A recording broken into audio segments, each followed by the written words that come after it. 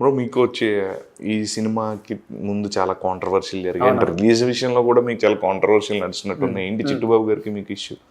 అది trailer release కాకముందు అంటే 2 years బ్యాక్ అప్పుడు నువ్వు సినిమా ఎలా తీస్తావా అని నాతో గొడవ పెట్టాడు ఆయన. ఓకే. గొడవ పెట్టినప్పుడు ఇప్పుడు 16 monthsలో సినిమా తీసేశాను. That 5 languages, Telugu, Tamil, Kannada, Hindi. పాటలు వదులుతున్నాను ఎవ్రీ వీక్. 3 songs వదిలాను, 15 songs 5 languagesలో. ఆయన ఐటమ్ సాంగ్ వదిలిన తర్వాత ఐ డ్రీమ్ వాళ్ళు పిలిచారు. పిలిస్తే అక్కడికి వెళ్తే వాళ్ళు ఉండి ఆ సాంగ్లో ఇట్లా డబుల్ మీనింగ్ ఉంది, ఎలా చేస్తావు అది ఇది అని అతన్ని చిట్టిబాబుని వచ్చి మధ్యలో కూర్చోబెట్టారు. అతను ఈ స్టార్టెడ్ స్పీచింగ్, ఇంకా మాట్లాడి చెప్తున్నాడు నువ్వు అది చేయాలి ఇది చేయాలని. అతను ఒక వయసు అయిపోయింది, ఎక్కడో కేదార్నాథ్కో ఎక్కడో వెళ్ళి సెటిల్ అవ్వాలి, దేవుడు తిరుపతికో ఎక్కడో.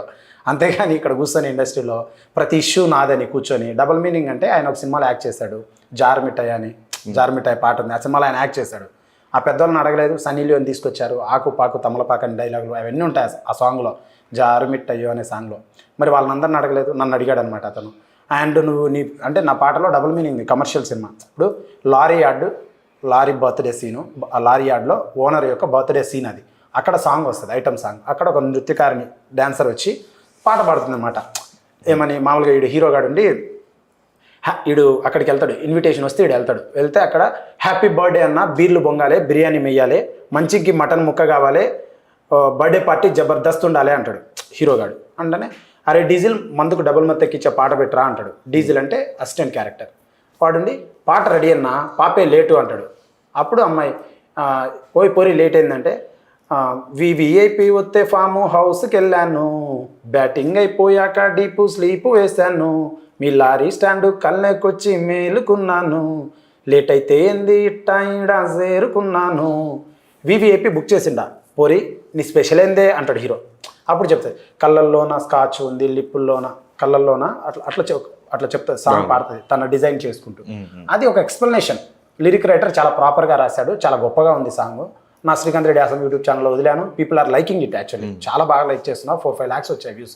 నాది మ్యూజిక్ ఛానల్ కాకపోయినా అంత బాగా వ్యూస్ వచ్చాయి. అయితే వేటూరి సుందరమూర్తి గారు రాశారు పాటలు, ఆకు చాటు పిండి దడితే అని మొన్న చాలా పాటలు వచ్చాయి ఉదాహరణ. ఇటువంటి పాటలు చాలా ఉన్నాయి. బట్ వాటన్నిటి లేకుండా కొత్త వాడిని నేను ఏదో ఒక సినిమా చేస్తే నన్ను ఇలా మాట్లాడడం కరెక్టా అని మేమిద్దరం గొడవ పడ్డాం అక్కడ. అది జరిగింది. అండ్ తర్వాత నువ్వు సినిమా ఎలా రిలీజ్ చేస్తావో అంటే ట్రైలర్ రాకముందే they are projecting me as bad. నీ మూవీస్ నీ వీడియోస్ ఏంటి అని. ఎందుకు అలా? నేను ఒక 20 మంది ఆర్టిస్టులు కష్టపడి సినిమా చేశాను, ఒక 200 మంది జూనియర్ ఆర్టిస్టులు, 100 మంది ఫైటర్స్ గుడ్ డైలాగులు ఇచ్చాను నేను. ఇంత కష్టపడి కొత్త వాళ్ళము, అమ్మాయికి యాక్సిడెంట్ అయింది సినిమాలో, నాకు ఇంజ్యూరీ అయింది, కష్టపడి మేము ఇంత సినిమా చేసుకొని కొంతమందికి 10 మందికి ఫీడ్ ఇచ్చి ఇండస్ట్రీలో ఒక అవకాశం ఇచ్చి నేను సినిమా చేసుకొని రిలీజ్ అవ్వాలి, కష్టపడాలి, ఎదగాలని నేను వస్తుంటే నన్ను ఇలా అనడం, అతను ఇద్దరు కలిసి దట్స్ హ్యాపెండ్. తర్వాత మొన్న ఒక డిస్ట్రిబ్యూటర్తో మాట్లాడుతుంటే ఆ డిస్ట్రిబ్యూటర్ కూడా వాళ్ళకు మాట్లాడుతున్నాడు అనమాట. ఫైనల్గా ఇప్పుడు we got the better distributors actually వాళ్ళకన్నా మంచి. ఇప్పుడు సీడెడ్ రైట్స్ 34 lakhs కొనేశారు.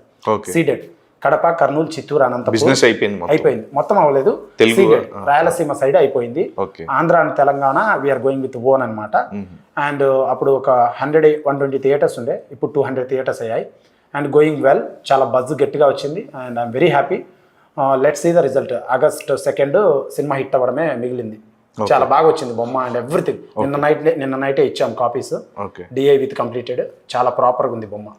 సో అంటే ఇంకొకటి ఏంటంటే మొన్న ఒక నీ యూట్యూబ్ ఛానల్లో ఒక వీడియో చూసారు, మైత్రి మూవీస్ కావచ్చు, లేకపోతే దిల్ రాజు గారు కావచ్చు, గీతా ఆర్ట్స్ కావచ్చు, ఎవరన్నా వచ్చి మా సినిమా రిలీజ్ చేయండి అని చెప్పేసి ఒక వీడియో పెట్టున్నా. అసలు వీడియో రెస్పాన్స్ ఏంటి? అండ్ ఇంతకు ముందు వాళ్ళని అప్రోచ్ అయితే ఎవరు సరిగ్గా పట్టించుకోలేదు నన్ను అని. సో అసలు ఏం జరిగింది అంటే అప్పుడు అదేంటంటే ఇప్పుడు నాది January 7th first copy ready అయింది. వన్స్ ఫస్ట్ కాపీ రెడీ అయిన తర్వాత ప్రతి ఒక్కరిని పిచ్చేయాలి, మనం వెళ్ళి అడగాలి మన మూవీస్ కొంటారా అని. వాళ్ళందరూ ఏళ్ల తరబడి ఉన్నారు ఇక్కడ. ఇప్పుడు పెద్ద వాళ్ళందరూ, ఇప్పుడు మీరు చెప్పిన సో కాల్డ్ 5 people ఇండస్ట్రీ, వాళ్ళు చిన్న సినిమాలు కొంటున్నారు, పెద్ద సినిమాలు తీస్తున్నారు, చిన్న సినిమాలు కూడా వాళ్ళు కొంటున్నారు, వాళ్ళు తీస్తున్నారు.